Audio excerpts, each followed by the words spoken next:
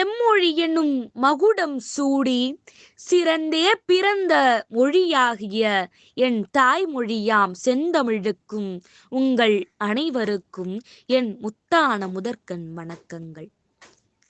பாரதியின் பிறந்த நாளை முன்னிட்டு இக்கவிதையை வாசிப்பதில் மற்றற்ற மகிழ்ச்சி அடைகின்றேன்.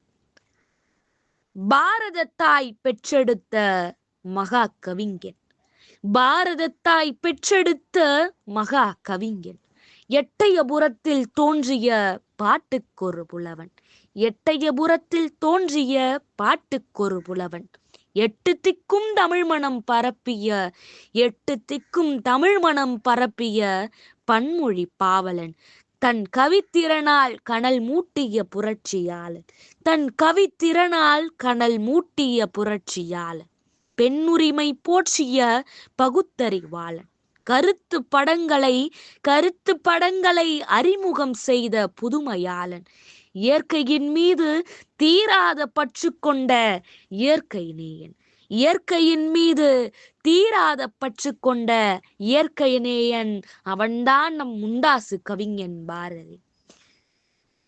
வாய்ப்பு தந்தமைக்கு நன்றி கூறி விடைபெறுகிறேன். நன்றி, வணக்கம்.